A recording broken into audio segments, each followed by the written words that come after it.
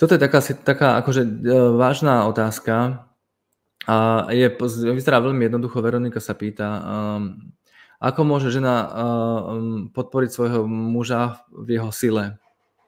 Ako napríklad reagovať na situáciu, keď sa snaží vzdať rozhodovania za nás ako za rodinu a povie, ja neviem, rozhodni ty.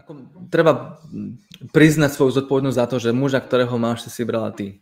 Hej, to bola tvoja voľba. Teda otázka znie, že proste prečo si takého muža vybrala? Či ti vyhovuje tak, ako to vyhovuje, alebo ti to vlastne nevyhovuje, že proste, že treba to riešiť na tej úrovni, proste, že keď stretli ste sa ako dvaja ľudia a na nejakej úrovni si povedal, no s týmto mužom chcem byť. A nemyslím si, že predtým bol iný ako teraz, ako tak sa to väčšinou nedie, keď a už tak sa to vyvíja smerom k tomu lepšiemu, ale väčšinou to nedegraduje, že vtedy bol silný muž a dobrý a teraz zrazu sa stal slabým, tak sa to nedieje, takže treba sa zamyslieť nad dôvodom, prečo si s takým mužom a prečo si takého muža vybrala, ako ísť do hĺbky úprimne k tomu celému.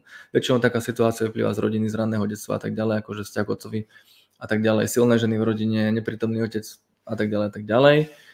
A v každom prípade si sa tak rozhodla. Takže pre tento moment pracujeme so situáciou, že už bez ohľadu na to, ako si sa rozhodla, máš muža, ktorý nemá záujem rozhodovať, že je slabým mužom, nedokáže rozhodovať proste v tej rodine. Hej. Takže otázka znie, že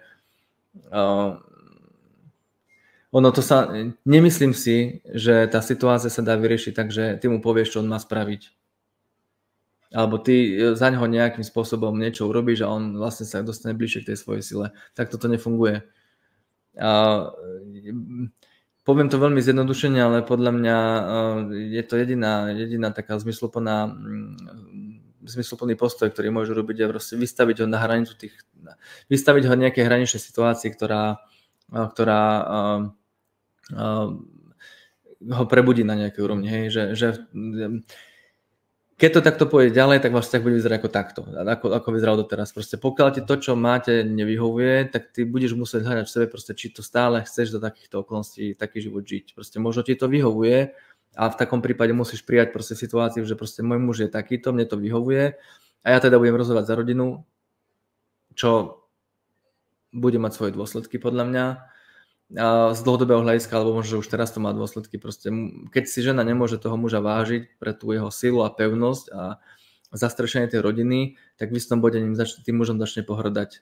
Takže ak sa to už nedieje teraz, že na nejakej úrovni toho muža nevieš si vážiť, nevieš k nemu zliadať, tak sa možno začne do budúcna diať situácia, že ten váš vzťah sa bude oslabovať a ty ako žena buď sa s tým zmieríš, ale nikdy toho muža nebudeš milovať takouto láskou, ako by som čakal v archetypálnej podobe, že proste žena takto mužovi vzhliada a cíti sa bezpečí pri ňom a je s ním spojená. To sa ti pravdepodobne nebude diať. Buď sa s tým zmieríš, že budeš mať proste človeka, ktorého bude treba manažovať celý život a bude to obnášať proste rôzne druhy nenaplnených predstav o tom, ako by si chcela žiť partnerský život, milenecký život, osobný život.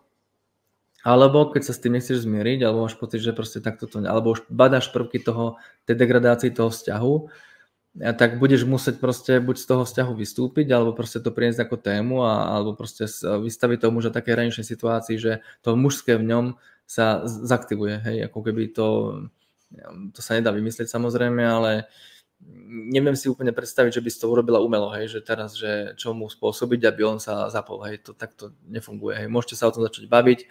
Ideálne bolo začať sa o tom rozprávať. Možno aj na rovinu povedať tomu mužovi, že čo pre teba je na tých mužoch príťažlivé, čo je to mužské, čo pre teba je také zvodné na tých mužoch. Proste, ak je to, že ten muž dokáže rozhodnúť, dokáže prevzať zodpovednosť, dokáže byť pevný, stabilný, múdry, ideálne, myslím si ja, to je moja osobná filozofia, proste, že tá mužská múdrosť by mala byť, pokiaľ ide o tie svetské záležitosti, o tú triezvosť toho úsudku, by mala byť o krok pred tou ženou a to sa ženám aj páči, aj ženy takých mužov nasledujú, keď ten muž dokáže sa spojiť s vlastnou múdrosťou a ako keby trošku predvídať aj za tú ženu niekedy.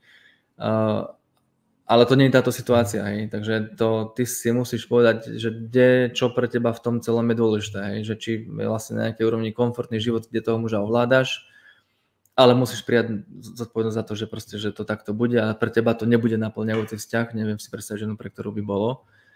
Alebo proste musíš začať najprv hovoriť, že čo sa ti nepáči, čo by si od toho muža čakala a začať možno, že riešiť aj sama pred sebou, proste, že či ten vzťah je natoľko živý, že sa ti oplatí do neho investovať, alebo už proste viem, že to je veľmi osobná vec. Viem, že to je veľmi osobná vec a viem, že to je ťažké si možno aj priznať, že čo sa mi to deje v tom vzťahu a či toho muža ešte milujem, hej, ako keby, ale nemáš inú možnosť v podstate, hej, že lebo to nedá sa urobiť za toho muža, že ty mu napovieš alebo ho pošleš na mužský kruh a on tam ako keby pôjde už len z podstate toho, že ho musíš posielať, ako keby, že on potom pôjde, tak, lebo si rozhodla za neho, alebo nepôjde, alebo sa urazí a nepôjde a ostane doma, tak to akože to sa budete točiť v kruhu. Takže myslím, že treba začať s hodnotami u teba samej, čo sú tvoje hodnoty, na ktorých trváš, na ktorých chceš stavať a čo sú hodnoty, ktoré sú pre teba dôležité, či sa cítiš šťastná v takomto vzťahu, hej.